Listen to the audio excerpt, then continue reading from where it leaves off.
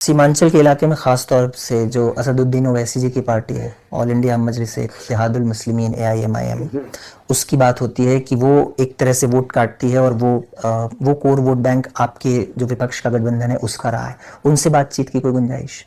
नहीं, हमसे कोई बातचीत नहीं हुई है, ना ही उनका कोई जो है प्रस्ताव आया है। आप लोग अपनी ओर से रीच और आउट करेंगे? उनके अब तो जितने दल के लोग थे सब हमारे पास ही आ गए हैं।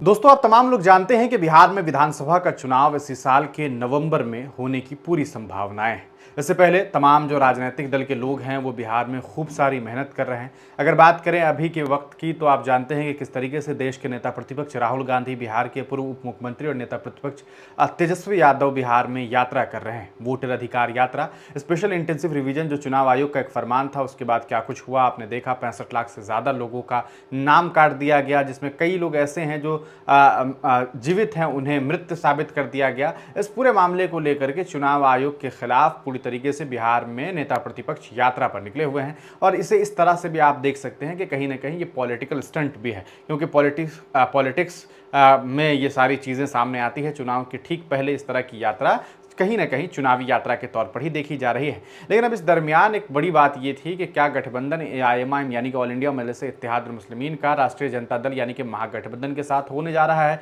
क्या ये हो सकता है? देखिए, साफ तौर पर ये बात आपको बता दें, आई इंडिया महागठबंधन ने इस बात से इनकार पूर्व में किया ही था। लेकिन जब बीबीसी यानी कि ब्रिटिश ब्रॉडकास्टिंग, आप जानते हैं काफ़ी चर्चित बीबीसी न्यूज़ है, बीबीसी न्यूज़ के एक संपादक ने जब तेजस्वी यादव यानी कि बिहार के पूर्व उप मुख्यमंत्री का इंटरव्यू किया और उसमें उन्होंने ये सवाल पूछा कि क्या असदुद्दीन ओवैसी की पार्टी एआईएमआईएम के साथ आप गठबंधन करने जा रहे हैं, क्योंकि सीमांचल में उनकी एक बड़ी पहचान है और वो कहीं ना कहीं एक अच्छा वोट बैंक वो वहाँ पर रखते हैं और इसके ज़रिए सीधे तौर पर आपको बड़ा नुकसान भी होता है। यानी कि उन्होंने बताया कि कैसे एआईएमआईएम से आपको एक बड़ा नुकसान हो सकता है अगर आप उन्हें साथ नहीं लेते हैं। इस सवाल के जवाब में सीधे तौर पर यह देखने को मिला कि बहुत साफ लहजे में तेजस्वी यादव ने कहा कि ऐसा है कि हमारे पास कोई प्रपोजल नहीं आया है, हमारी कोई बातचीत नहीं हुई है। एक तरफ आप जानते हैं एआईएमआईएम के नेता अख्तर ईमान ने अपने लेटर पैड पर यह लिखा था लालू प्रसाद यादव को कि आइए हम साथ लड़ते हैं, और राणा रणजीत सिंह वो लेकर के राष्ट्रीय जनता दल के कार्यालय भी पहुंचे थे, यानी कि बड़ा प्रपोजल दिया गया था। लेकिन तेजस्वी यादव ने यह साफ कर दिया है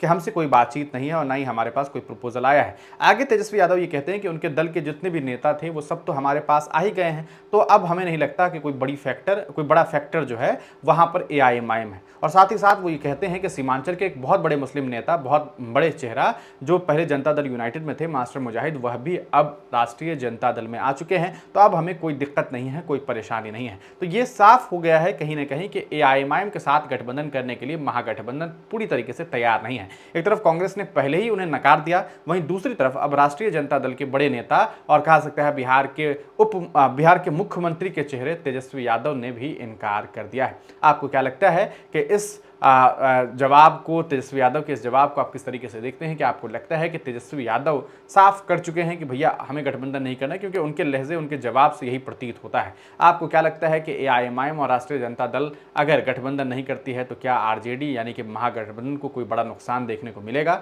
या इस बार बिहार में आई इंडिया महागठबंधन वर्सेज एनडीए महागठबंधन के बीच ही चुनाव होने वाला है? अपनी राय कमेंट सेक्शन में जरूर लिखिएगा। चैनल पर नए हैं तो सब्सक्राइब कीजिएगा, जहां तक हो सके हिंदुस्तानी मीडिया को सपोर्ट कीजिए। बहुत बहुत शुक्रिया।